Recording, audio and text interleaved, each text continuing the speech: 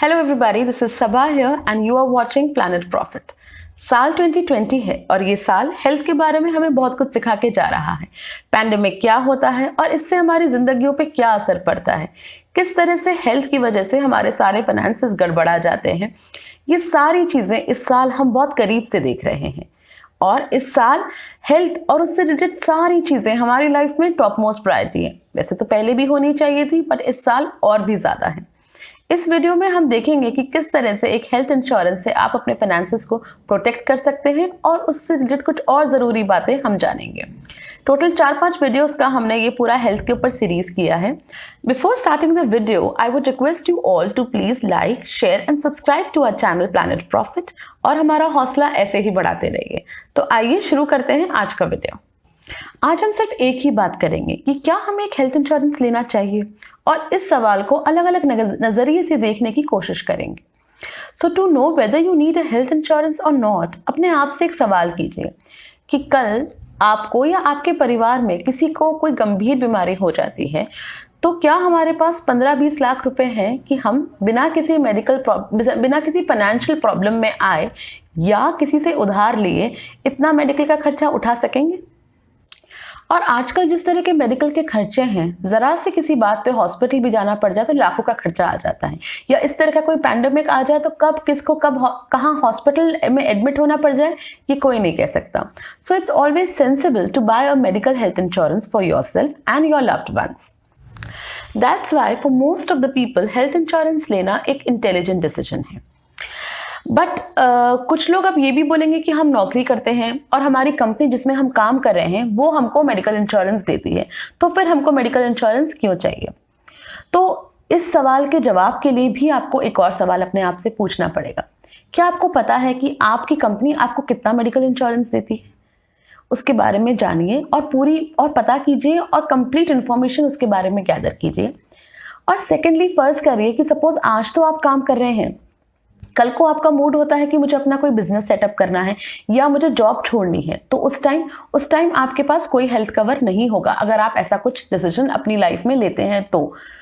And you might also say that जब मैंने job छोड़ूंगा उस टाइम मैं हेल्थ कवर ले लूंगा।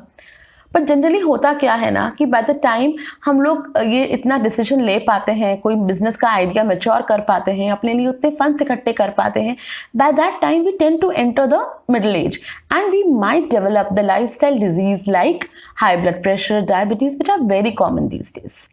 सो again, if you take health insurance at that time, तो या तो आपकी ये डिजीज कवर नहीं होंगी या फिर उनके लिए 3 से 4 साल का वेटिंग पीरियड लगेगा। ये तो हुआ उन लोगों के बारे में जो नौकरी कर रहे हैं और कोई बिजनेस सेटअप करना चाहते हैं। But there are lot of people जो नौकरी कर रहे हैं और वहीं पर ही रिटायर होंगे, either in the same job और in some other job.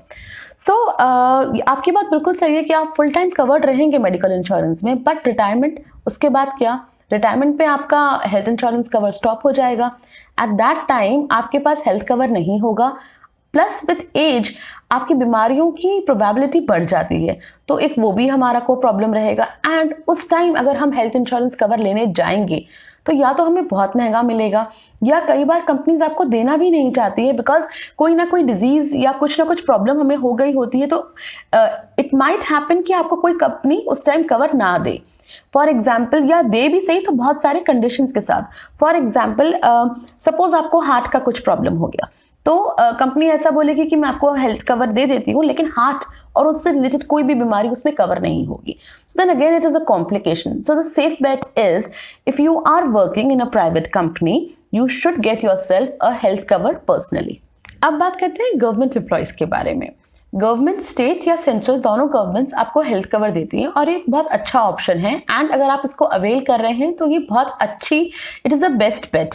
But दो एक प्रॉब्लम्स हैं इसके अंदर, वो आपको ध्यान रखनी रहेगी। पहली चीज़ तो सारे हॉस्पिटल्स कवर्ड नहीं रहते हैं, बहुत सारी जगह आपको कैशलेस फैसिलिटीज़ नहीं मिलती है।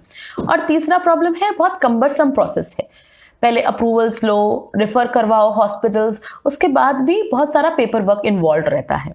अगर प्लान्ड आपका ट्रीटमेंट है, प्लान्ड सर्जरी है, या प्लान्ड कुछ भी आपका हॉस्पिटल में एडमिशन है, तो ये काम हो जाता है। बट इमरजेंसी के केस में बहुत सारे लोग ऐसे हैं जो गवर्नमेंट एम्प्लॉयज हैं, उनको मेडिकल इंश्योरेंस भी गवर्नमेंट के थ्रू मिलता है, बट इमरजेंसी के केसेस में they tend to end up spending from their own pocket. कुछ एक्सीडेंट हुआ, प्राइवेट हॉस्पिटल में इलाज करा लिया और उसका पैसा खुद ने भर दिया। कौन गवर्नमेंट में बिल लगाएगा, रेफर लेगा और वो सारे प्रोसेस करेगा। तो अगर आप उनमें से हैं जो कि अक्सर ऐसा कर रहे हैं या अपनी लाइफ में ऐसा कर चुके हैं, तो आप अगर अपने लिए एक पर्सनल हेल्थ इंश्योरेंस ले लेंगे तो I think that would be a better option. But otherwise government का अगर आप ऑप्शन अवेल कर रहे हैं, that's good, fair enough. So finally हम अपने वीडियो को एंड करते हैं और इसमें हमने 3 पॉइंट्स के ऊपर स्ट्रेस किया है। पहली चीज तो अगर आप नौकरी कर रहे हैं प्राइवेट, आपको कंपनी हेल्थ इंश्योरेंस दे रही है, तब भी अपने लिए हेल्थ इंश्योरेंस लीजिए। अगर आप बिजनेस कर रहे हैं तो आपको डेफिनेटली हेल्थ इंश्योरेंस अपने लिए लेना ही है।